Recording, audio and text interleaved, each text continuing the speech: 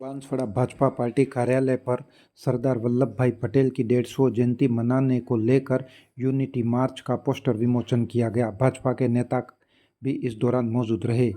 पूर्व कैबिनेट मंत्री महेंद्र सिंह मालविया एवं जिला अध्यक्ष पूंजीलाल गायरी द्वारा पत्रकार वार्ता की गई। बहुत प्रसन्नता हो रही है कि देश के लौह पुरुष सरदार वल्लभ भाई पटेल साहब की 150वीं जन्म जयंती देश की सरकारें और विशेष करके नौजवान इस कार्यक्रम को अंजाम देने जा रहे हैं। मुझे ये कहते हुए बहुत हर्ष का अनुभव होता है कि एक पंचायत का पुनर्गठन होता है तो कई सारे विवाद और कई सारी आपत्तियां लोग दर्ज करा जाते हैं, लेकिन सरदार वल्लभ भाई पटेल ने जैसा इनको लौह पुरुष कहा गया है, वो लौह पुरुष ने 562 देश की अलग अलग क्षेत्रों में रियासतें थी। इन रियासतों को तोड़कर देश को एक किया, अखंड किया और आज सरदार वल्लभ भाई पटेल को देश और दुनिया लोहा मानती है। हमें इस बात की भी खुशी है कि हमारे देश के प्रधानमंत्री जी ने देश की तमाम सरकारों को और प्रशासन को इस बात का निर्देश दिया कि 150 साल के बाद पूरा देश के अंदर इनकी जन्म जयंती बहुत धूमधाम से मनाएं। विभिन्न प्रकार की गतिविधियां हैं वो इस कार्यक्रम के माध्यम से हम चलाएं और देश की एकता और अखंडता को और ज़्यादा हम कैसे मजबूत बना सकते हैं। देश की इतनी बड़ी जनसंख्या, उस देश की जनसंख्या को हम एक कैसे रख सकते हैं। और जैसे आज भारत के अंदर और पूरी दुनिया में हमारा संविधान, हमारा देश और हमारे विभिन्न प्रकार की विभूतियों द्वारा दिया हुआ मार्गदर्शन हमारी देश की सरकार को चलाने के लिए हमें बहुत कुछ शिक्षा और रास्ता दिखा रहे हैं। ऐसे ही सरदार वल्लभ भाई पटेल की 150वीं जयंती मनाने का पूरा ही सरकार और देश की करोड़ों लाखों जनता ने अपना उद्देश्य और लक्ष्य मानते हुए इस कार्यक्रम को अंजाम देने का निर्णय किया है। और उसी निर्णय के अनुसार आज हम सबको भारत सरकार के प्रधानमंत्री जी और हमारे मुख्यमंत्री जी का निर्देश और एक कार्य योजना हम सबको मिली है। इस कार्य योजना को हम आने वाले समय में कई प्रकार के आयोजन हम करेंगे। उन कार्यक्रम के माध्यम से सरदार वल्लभ भाई पटेल की जीवनी, उस वक्त का उनका संघर्ष और त्याग और कैसा भारत था और आज कैसा भारत बना है, नई पीढ़ी को, नौजवानों को सीखने का अवसर मिलेगा।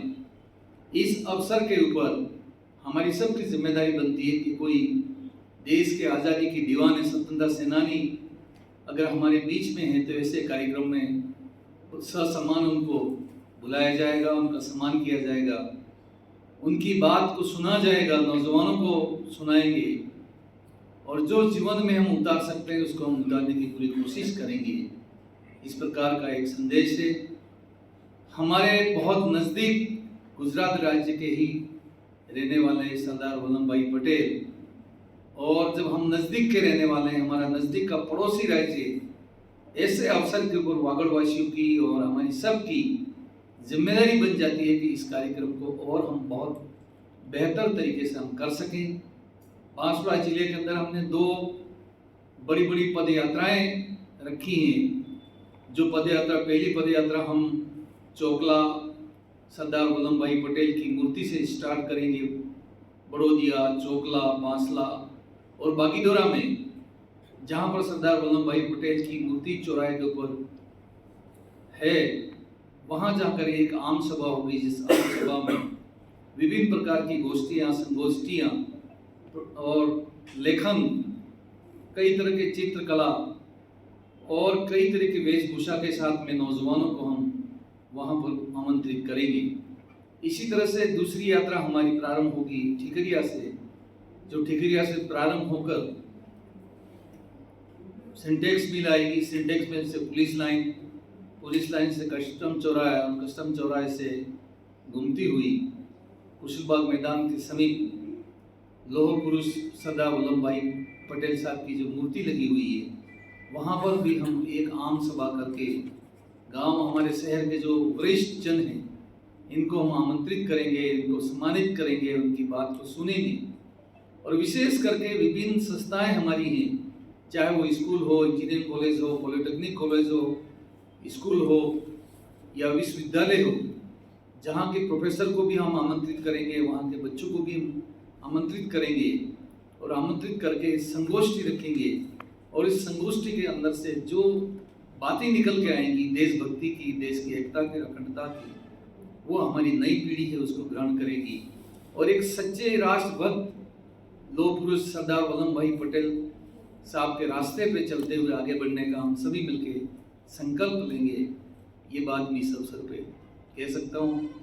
मुझे एक बात कहते हुए बहुत खुशी है कि जब सरदार भाई वल्लभ भाई पटेल साहब देश का एकीकरण कर रहे थे, उस वक्त हमारा जो माही का नदी है, इस माही की नदी से ये जो एरिया है वो गुजरात के अंदर जा रहा था, लेकिन यहाँ का प्रतिनिधिमंडल थोड़ा सा लेट पहुँचा और तब तक वो ड्राफ्ट था जो भेज दिया और हमारे यहाँ के गए सरदार वल्लभ भाई पटेल साहब के पास कि हमको माही का हिस्सा है, जो प्राकृतिक सीमाओं से किसी प्रदेश की सीमाएं बनती हैं, तो माही नदी से लगाकर रतलाम तक का हिस्सा गुजरात में मिला दिया जाए, इस प्रस्ताव लेके गए। लेकिन ये ड्राफ्ट चला गया था, इसलिए ये क्षेत्र गुजरात में नहीं जा सका, नहीं तो हम भी गुजरात के अंदर होते, सरदार वल्लभ भाई की उस स्थली की पुनः होते शायद। लेकिन उस टाइम में जो होना था वो हो गया। बहुत खुशी है ये बात कहते हुए कि प्रधानमंत्री जी ने जो मूर्ति लगाई है सरदार वल्लभ भाई पटेल साहब की उस नदी और जलाशय के किनारे, मुझे वहाँ पर जाने का और देखने का अवसर मिला और उनके चरणों में जाके मैं खड़ा रहा, तो उनके जो पगले हैं वो मेरे जमीन से लगाकर मेरे सर के बराबर, इतनी हाइट के इनके पगले हैं। ये बात देखकर बहुत खुशी हुई और प्रधानमंत्री जी को हम धन्यवाद करते हैं कि अब तक जो सरदार वल्लभ भाई पटेल का इतिहास किताबों में था, उस इतिहास को आपने धरातल के ऊपर लाकर देश की भावी पीढ़ी को एक रास्ता आपने दिखाया। आने वाला वक्त हमारे सब के लिए मजबूती बनाएगा। और जैसे हमारे प्रधानमंत्री जी का लक्ष्य है कि 2047 तक ये भारत पूर्ण रूप से आत्मनिर्भर बनेगा और दुनिया का नंबर 1 देश होगा, यह एक सपना है। इस सपने को भी हम इस यात्रा के माध्यम से नौजवानों को आगाह करेंगे, उनको कल्पना करेंगे कि आने वाला देश हमारा कैसा देश होगा, कैसा ये देश और अखंड रहे। देश के अंदर कई तरह के लोग, कई तरह के समाज के क्षेत्र के लोग इस देश को कहीं न कहीं छोटा मोटा तोड़ने की कोशिश करते हैं। उस स्थिति में हम उन लोगों को इन पद यात्राओं के माध्यम से मुंह तोड़ जवाब देंगे और एक न एक दिन ये देश विश्व गुरु बने। और सरदार वल्लभ भाई पटेल का एक सपना था देश को आगे ले जाने का, वो प्रथम गृह मंत्री इस देश के थे।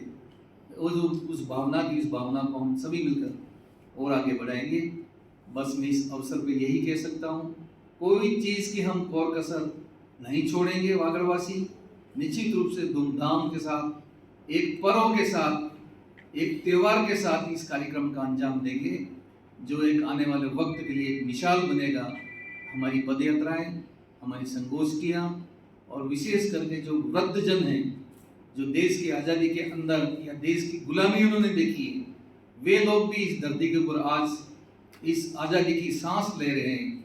ऐसे महान विभूतियों को भी हम आमंत्रित करेंगे, निवेदन करेंगे और उनकी बात को सुनेंगे, कैसा भारत था और आज कैसा भारत है। और इसी तरह की हमारी गति और प्रगति बढ़ती रही, स्पीड हमारी बढ़ती रही, तो उन 2047 में ये देश कैसा होगा उसकी हम सब मिलकर कल्पना कर पाएंगे। आप सभी पधारे, आप सबको बहुत बहुत धन्यवाद। इसके ऊपर हमने आपस में चर्चा की है और हमारी पूरी कोशिश है, क्योंकि मानगढ़ भी उस देश की आज़ादी का एक हिस्सा है। 17 नवंबर 1913 में ये मानगढ़ की घटना घटी थी और हर साल सरकार की तरफ से 17 नवंबर को कार्यक्रम का आयोजन होता है। पूर्व में भी हमने माननीय मुख्यमंत्री जी से निवेदन किया कि 17 नवंबर के दिन राजस्थान, गुजरात और मध्य प्रदेश तीनों राज्यों के मुख्यमंत्री मानगढ़ पधारें और जो शहीद हो गए हैं 1,500 देश के आज़ादी की दीवाने, इनको सच्ची श्रद्धांजलि दें और ये आगे पीछे मानगढ़ एक राष्ट्रीय स्मारक का दर्जा उसको मिल सके, इस प्रकार की हमारी योजना है। और अभी आपने कहा कि क्या योजना बनी है, 11 तारीख को तो बड़ौदिया से हमारी यात्रा प्रारंभ होगी और 13 तारीख को ठिकरिया से हमारी यात्रा प्रारंभ होगी। ये 2 हमारी हुई है। इसमें कौन मुख्य अतिथि होगा, हमारे पार्टी लेवल पे जो निर्देश या किसी को भी भेजेंगे तो इनके नेतृत्व में इस कार्यक्रम को हम करेंगे। लेकिन पहले मैंने कहा कि इसमें हम कोई कसर नहीं छोड़ेंगे।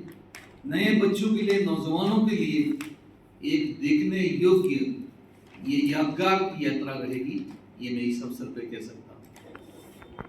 यात्रा में जा रहे हैं, हमको खुशी है 2 युवाओं का चयन हुआ है जो राष्ट्रीय स्तर की पद यात्रा करके आएंगी, तो निचले स्तर पे वे नौजवानों को भी मार्गदर्शन देंगे। उनका नाम बता दो। भवानी निनमा और अजय खराड़ी। दोनों का चयन हो चुका है।